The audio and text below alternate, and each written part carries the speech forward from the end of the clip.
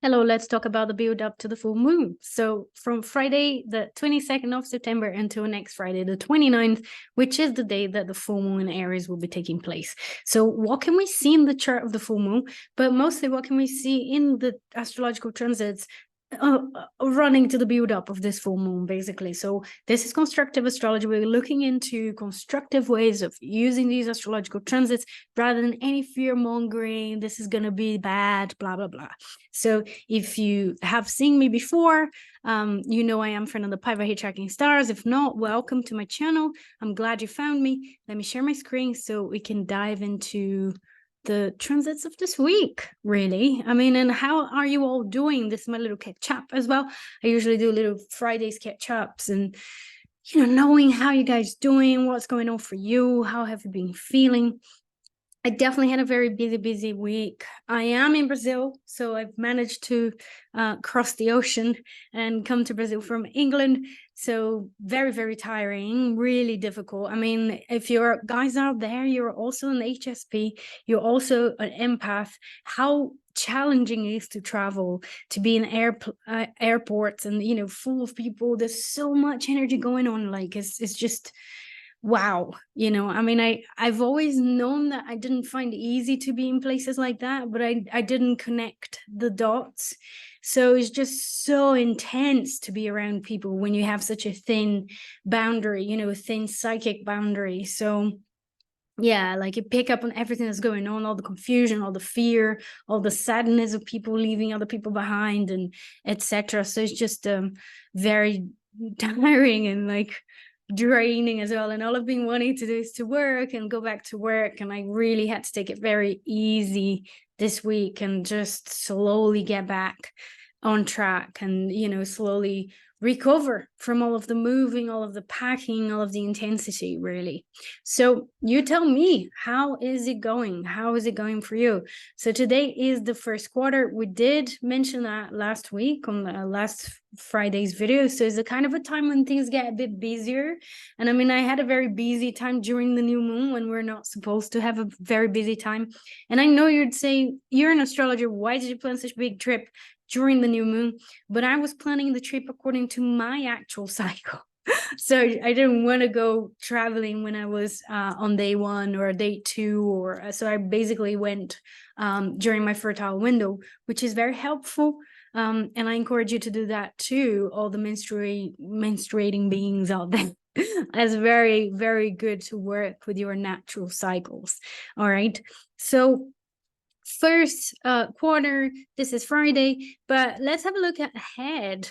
And this is the last day of the Virgo season. So we've got Libra season is starting on Saturday. It's also the equinox. So it's a kind of a big deal, right? It's this sort of time to reconnect and go inwards a little bit, obviously depending on where you are in the world, if you're at the northern or southern hemisphere, how this is going to be interpreted. In the northern hemisphere, that's autumn beginnings, so it's a time to go really in inwards. And in Brazil, southern hemisphere, this is really the beginning of spring, so it's a time of rebirth and etc. So it really depends where you are in the world and how you connect, but it's a big time. I think one of the main things about these equinoxes is the sort of equal amount of time of light and darkness as well, and there's something quite powerful about equinoxes. So it's a good time to reassess. I think that's the word I want to say, and that's what I want to say about these equinox as well, you know, as a kind of a more from the more witchy side, to kind of reassess what's going on in your life, what seeds do you want to plant, what you want to get rid of, and, you know, and things like that. So that's Saturday. Now, another thing that's happening on Saturday is the formation of a Grand Trine in Earth.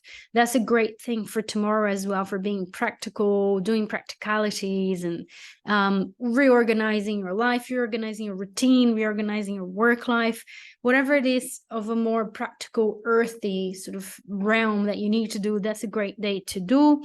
We still have Venus trine Chiron as well, like pretty much exact. So there's still like some sort of healing that's happening as well during this weekend. Yeah, so another thing with that Grand Trine that I want to mention as well is the part of that Grand Trine is Mercury trine Jupiter. So we've been having a few series of Mercury trine Jupiter, and there's something about opportunity there. And I've been talking about it as well as other astrologers have been talking about how this Mercury Jupiter trine is representing an opportunity that we thought we lost. We thought it wasn't for us, it was gone, or, it was gone forever, excuse me, but because of the retrogradation of Jupiter and Mercury that just turned direct as well, it seems to be coming back to us. So there's something coming back to us. There's some kind of opportunity. It's a great day to access this opportunity with Mercury trine that Jupiter. So what kind of opportunity or what kind of gain can we have that has an earthy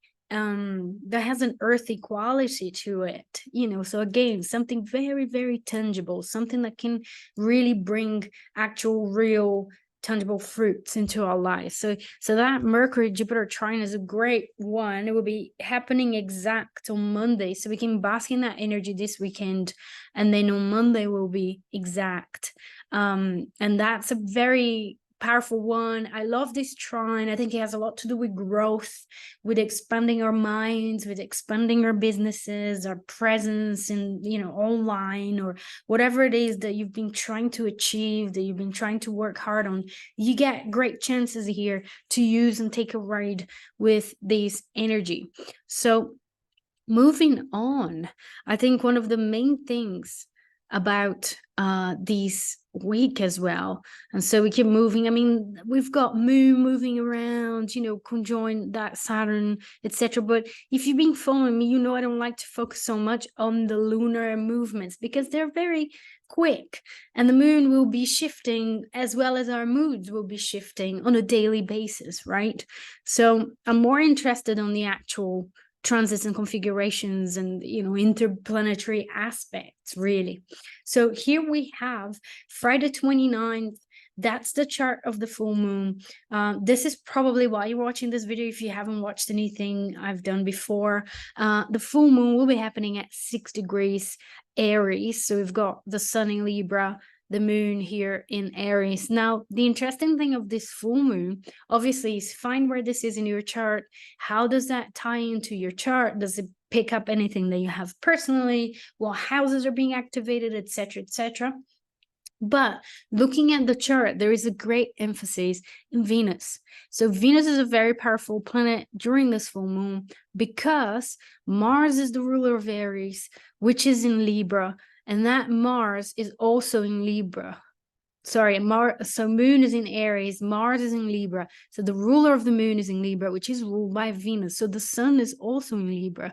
So we've got this great sort of, this great cluster of planets here during the full moon on points as well, because the south node of the moon will be in Libra there as well. And they're emphasizing that Venus because Venus is ruling it.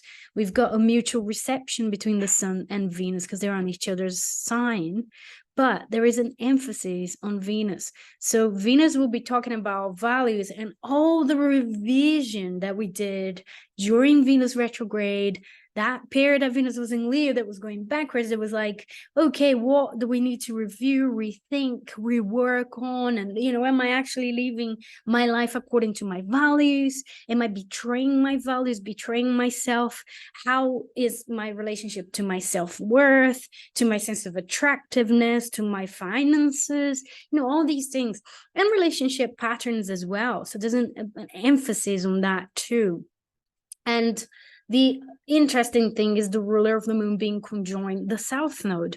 And that's really a potential release that we might achieve during this full moon of past life garbage, past life tendencies. And, and whenever we have these polarity of the Libra Aries, we're definitely exploring things about relationships and how we are when we're alone, how we are when we're with others.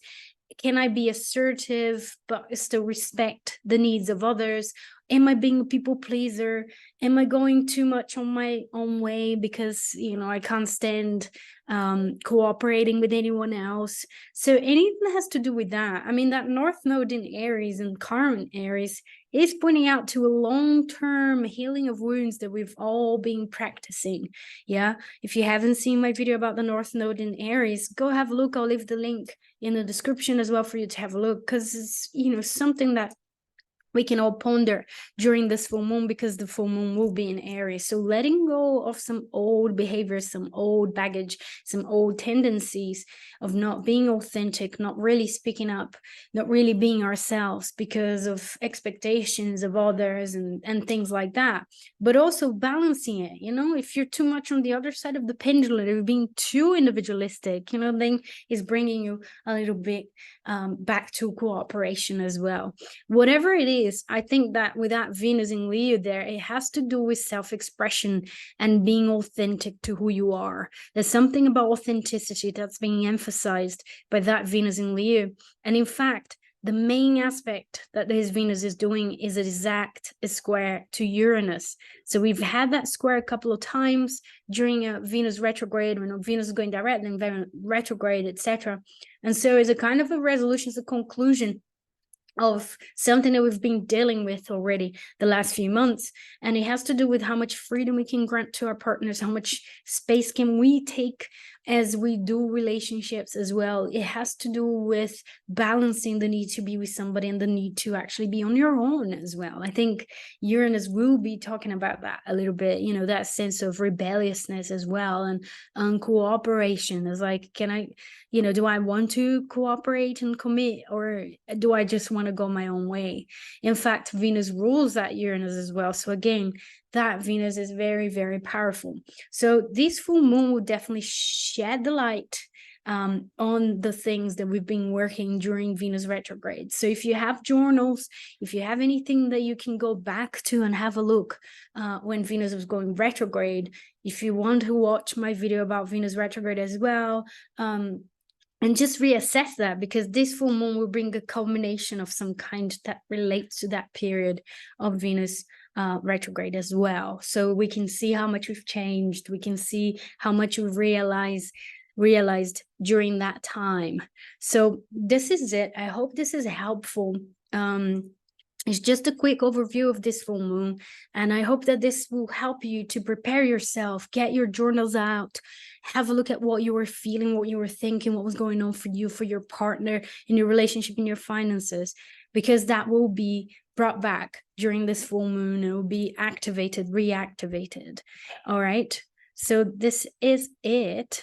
Let me know how you all are, what you're doing, if you have any plans for this full moon. And I'm finally back in Brazil. I'll be getting my plants. I'll be rearranging my space, a little studio where I'm going to be recording my videos. A beautiful space. So I'm very looking forward to this process. Anyhow, I hope you're well. I'll see you soon. I'll see you next Friday. Take care. Have a wonderful weekend and a wonderful week. I'll see you all next week. Bye-bye now.